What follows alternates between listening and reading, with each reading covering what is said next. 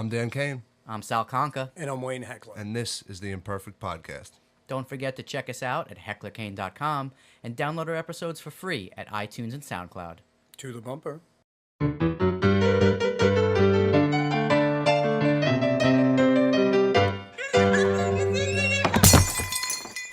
This week, we're going to be talking to Francois Rouze, and we're going to get the real pronunciation once we get him on the line here. He's the co-founder of a video production company and a video game agency. He founded when he was 22 years old. His companies had now 10 years of experience in developing and producing entertainment content for Disney, Marvel, BBC, Fox, and Porsche. He's really passionate about movies and video games ever since he was a kid. So the reason we had him on, I found this great trailer on Kickstarter for Zombie Office. Right. Looks incredible. Yeah, it's really cool. Absolutely. Yeah. I mean, it's shot like a movie to be played like an interactive video game. You know, like when you were a kid, the Choose Your Own Adventure books? Yeah. It looks really good. I watched the trailer. It looks awesome. So. And what's so cool is you really have a part in it. You feel more of a part because you choose which way you want to see. Yeah, exactly. I mean, I can't wait to talk to Jean and find out exactly what's going on with this thing. I know that they got funding on Kickstarter. They have like 50,000 views on YouTube for the trailer. So there's definitely an audience for this. We just got to find out when the hell we're going to get to play it. Yeah. So we're here with Francois Rouze. How you doing there? What's going on, Jean? I'm fine. I'm very happy to be here with you guys. And very nice pronunciation, by the way. Yeah, Thank you. He's way slicker than me. But we know it's really late for you. It's what time is it where you're at? It's 2:30 in the night. I'm in Madrid, in Spain. I'm from France, but I'm living in Spain, in Madrid. Want to find out a little bit more about you. We gave the folks a bit of an intro and your bio and background, but maybe you can fill in some of the gaps about what you've done professionally and how long you've been making films and things like that. I started a movie production company when I was 22 years old, just after finishing the filmmaking university. And since the beginning, I started to run my own business because I was not going to work for television. I was more going to work for film industry. So I decided to run directly my own film production. And we started to make many advertising, collaborating in a lot of movies in France and in Spain. And also starting to make interactive content. That's the funny part of all the story, actually. Cool. I mean, it's a pretty bold move, 22, 23, to start your own company. Did you already have a client, or were you freelancing at the time? How did you find work that actually paid the bills?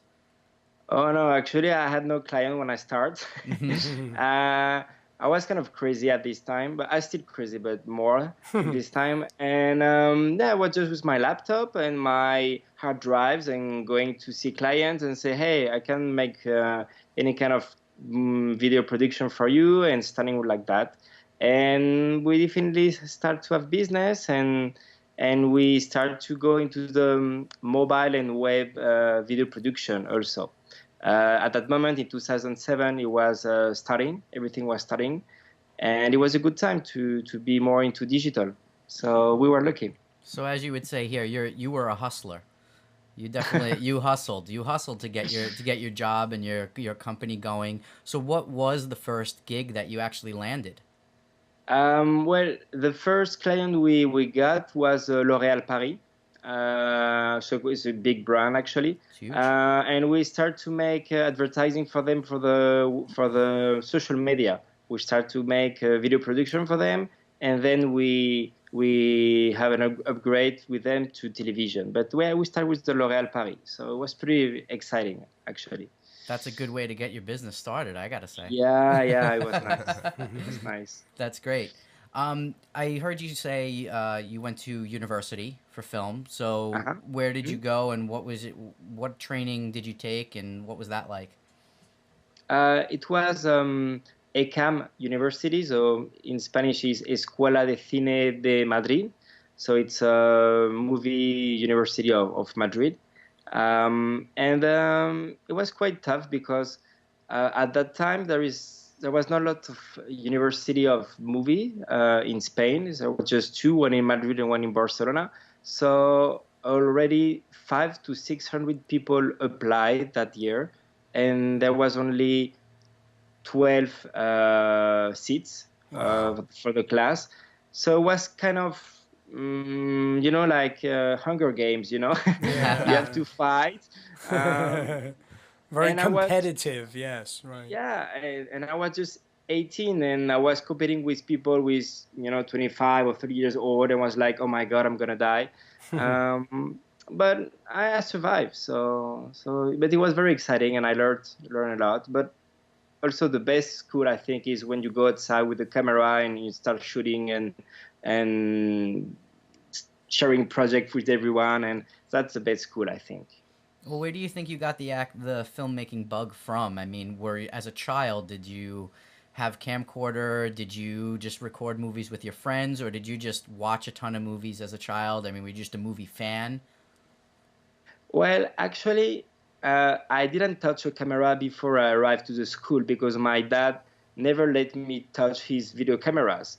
It was a big fight at home, but I never had the opportunity to touch the camera. So I think maybe it was like because I was so frustrated, I say, I want to do that, yes or yes, But also my uncle worked in the movie business, and since I was a kid, I was used to read his movie scripts and everything, and I love that. I really like it. Cool. So I remember when I was a kid going to when I was a kid, I want to be an actor, like Macaulay Culkin in Home Alone. Yeah. It was my dream, I said to my mom, stop calling me Jean-Francois, call me Kevin. But then I went to a movie shooting, and I saw a guy with a cap, giving orders to everyone. And I say to Michael, who's that guy? And he say, oh, he's the director. I say, okay, I want to be the director then. That's great. That's great. That's awesome. Yeah. That's great. Well, you definitely, obviously, you got those two things. You have that independent entrepreneurial spirit, right? And you also have that creative aspect that kind of you've been able to merge through your career. But growing up, your uncle was in the movie industry. What genre? I mean, were you a fan of horror growing up, or did that come later? Yeah, it comes later because I was a pretty scary kid. I was like, everything was scaring me when I was a kid. So it comes later. And I really get in love with that. I start to watch more and more, and also learn a lot with the making of. So it came when I was in this university, actually. What filmmakers inspire you? Whose work, now that you're an adult and have had a company for however many years, what filmmakers inspire your work, or who do you look to for inspiration? I would say it will sound like kind of typical, but Hitchcock is my favorite director since long time.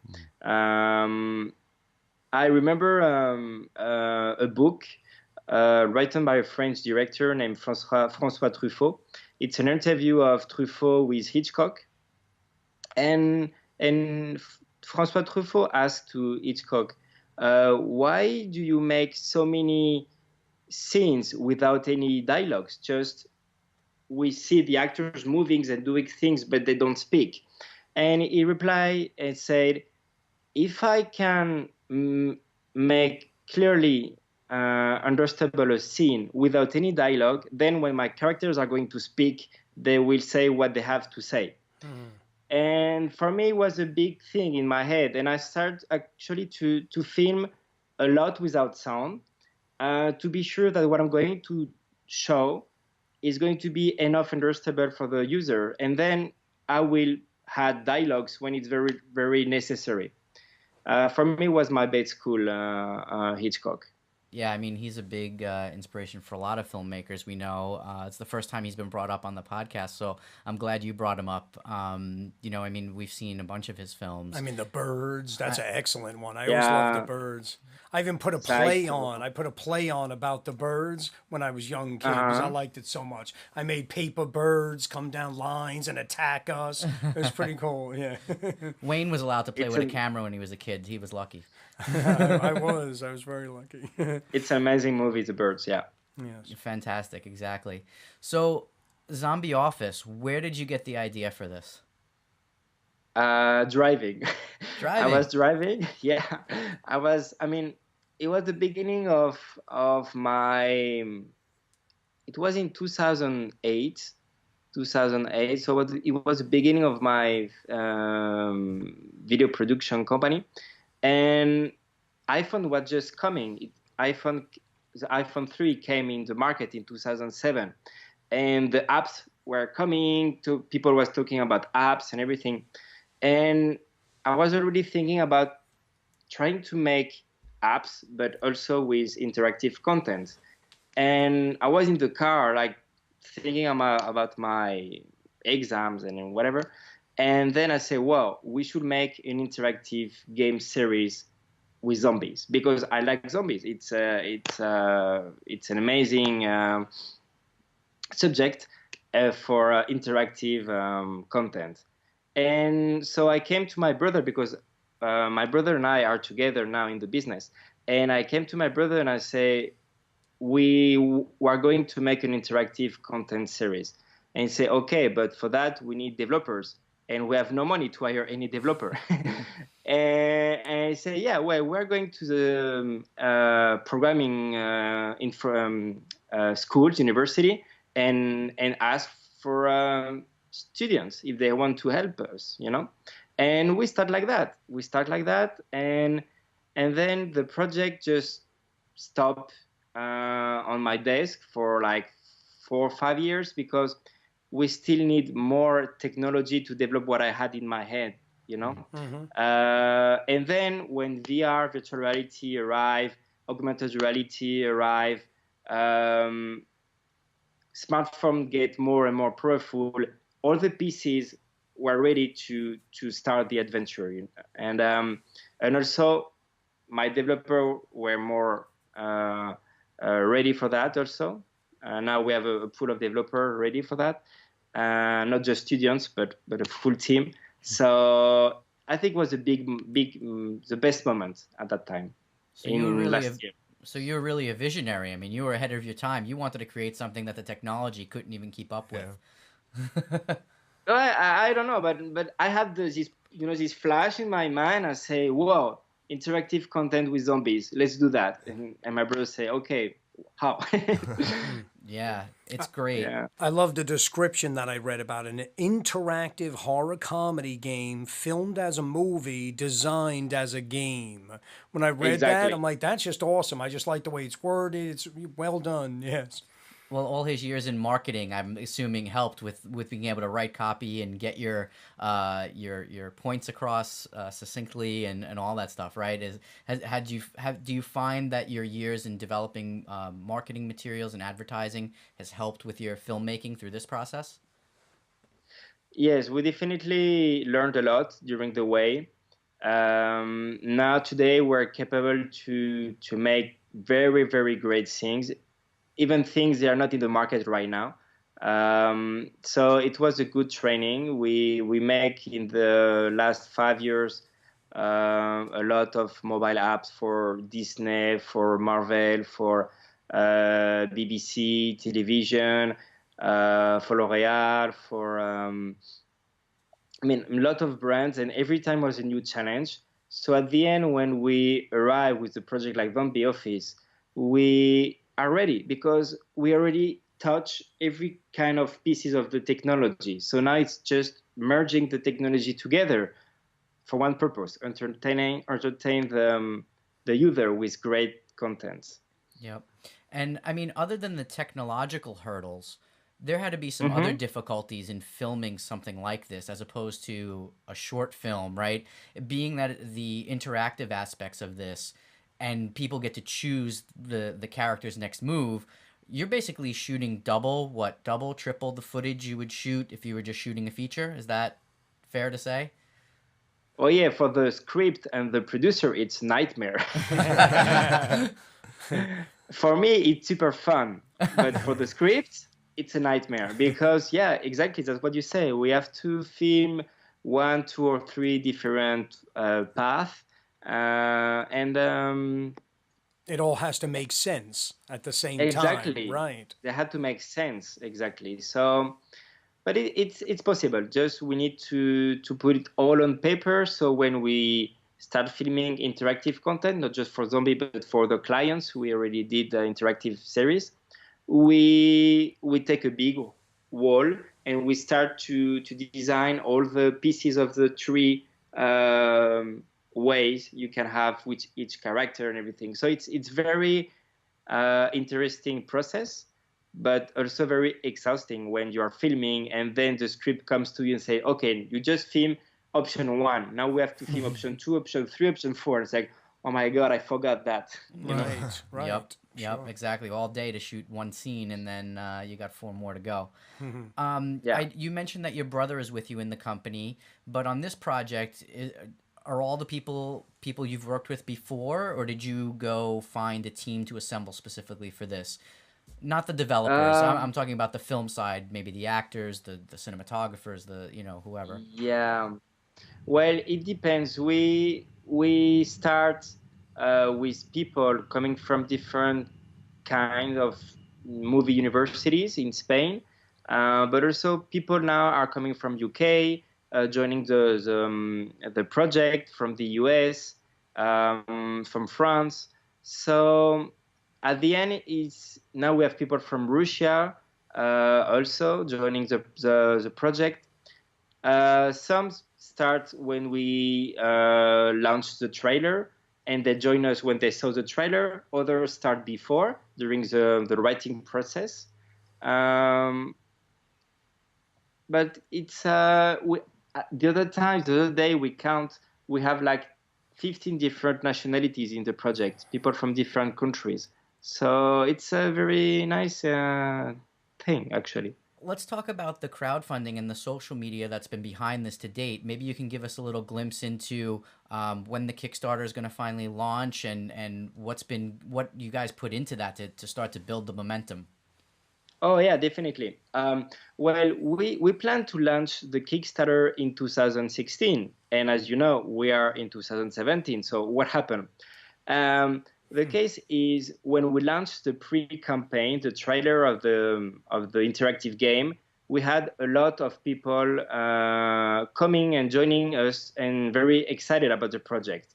And also companies interested about the merchandising, what we can do, how the project can go even bigger. So we decide, because we want to care very well the project, we decide to take a little more of time and delay a little the launch of the Kickstarter to February, March. We haven't decided the day yet, but I think it will be February 15. And we're going to start maybe with the merchandising and then with the interactive game. We don't know yet because we have to first ask more to the community, but we delay for a good reason. We want to make it even better and bigger. Right, right. Yeah, That's awesome. She got a lot of people excited about this. That's what I see. That's great. exactly. Yeah, I mean, well, we care about the community actually. So, well, that's how we found you. We found you on social media, and we watched the trailer, and that's why we were interested to get you on and talk about it. I'm glad the timing of this, will be right around when the Kickstarter launches in February. So audiences, everywhere will get to hear your story, which is fantastic. Yeah, it's awesome how much attention it's getting. So Exactly. that's nice. yeah. Right. So, with all this interest, do you think it's going to be fully crowdfunded, or do you also now have interest from private equity or producers that want to be part of this project as well now? We truly believe in our project. I think can be 100% backed by the community, but we are also very open to private investor, to companies, to merchandising investors. So that's why we're still open before we make the last move.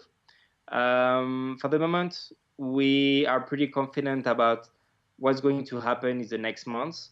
But I'm not sure yet about what's going to be the final percent. Sure. Well, let's talk about the filming and how the project is being shot. How far along are you with shooting? Even though has the only pieces of material that have been shot, are they just strictly for the trailer, or have you started to shoot other pieces of the game as well, just ahead of the game, so to speak? Well, it's a good question because we decide to film the first part of the game, the first 10 minutes of the game, and we decided also to film a 360 video because we are very into virtual reality, and we film also virtual reality scenes with zombies, but also interactive, so people can interact with the virtual reality content. And we film also with normal camera, HD cameras. So we use different kind of cameras for the filming. And but no, we haven't filmed all the project for sure. Maybe the first 10 minutes. Okay, great. So for our audience, we have a lot of indie filmmakers and folks that are interested in the community. Can you give us like 3 things you learned by shooting this project that you hadn't either done before or something like that? Like what about this project helped you guys grow as a filmmaker? Well, 3 things. The first of thing is I never imagined that the zombie community was so active. It's amazing how the people got involved when they knew about the project. I'm very, very grateful with the zombie fan community. I'm talking from the actors, people who can stand 5 hours waiting for the action, dressed like zombies, but they are enjoying the time and playing and making pictures. It's a great attitude. And also the people who are watching the trailer and asking questions, and they take the time to read about your project and to participate. I'm very grateful with the zombie community. I was not expecting people so engaged, So this is the first thing. The second thing is I never imagined that it was going to be from a small trailer something bigger and bigger and bigger, and we haven't launched yet the final project. We're still in prototype and developing and making it better, but we're already having a huge of opportunities open in front of us, and I never imagined that. So I'm very happy with that. Mm-hmm. And the third thing is never stop filming. Never stop filming. With my company, many times I have to stay away from the camera and be more like managing the company or managing the teams. And for me, coming back behind the camera and filming and having a great time filming a horror movie, it was like coming back to the university, enjoying when I was a kid. So my advice is never stop filming, even if it's something small and it gets bigger in the future. Doesn't matter. Never stop filming. That's great advice. Yeah, I mean, a lot of folks that we've talked to in the community, they all just say the same thing. Just do it. Just your story may never be finished, but it will get released. It's one of those things. You have to go out. You can't be a filmmaker and not shoot and make films. You can't be a writer and not write. It's all those. Can't be a musician and not play. It's right. It's all the same. Exactly. Anything in the creative arts, you have to just do it all the time and be passionate about it, right? Clearly this for you is a big passion project. You thought of this years ago. It sounds like, if I have the dates right, I mean, this was even before like The Walking Dead was popular, right? You thought of this. Yeah. Yeah, it would be nice. Yeah. Yeah. So, I mean, it's great to see people with passion, get their dreams come true. And, we've been following your path for quite a few months. I know we tried to get you on the show a few times, and I'm really glad you were able to join us today. Do you want to tell everybody where they can go find more information about Zombie Office, your Twitter, your website, and all that good stuff? And we'll leave it at that. Yeah, definitely. I invite you, everyone who's listening, to go to www.zombieoffice.com. And here you can watch the trailer, you can watch the making of, and you will have soon the possibility to download a beta mobile application for iOS and Android. And try virtual reality, try augmented reality, and many great interactive stuff with zombies. So zombieoffice.com, that's where you have to go. Well, Jean, it was a pleasure having you with us tonight. We wish you future success, and we hope to see more of you very shortly. Thank you. It was a pleasure talking with you guys. Thank you very much for the invitation and for your time. Absolutely. Thank you. All right, John. Have a great night. Have a great night. Get some sleep. Thanks. Yeah. Bye. Cheers. Ciao.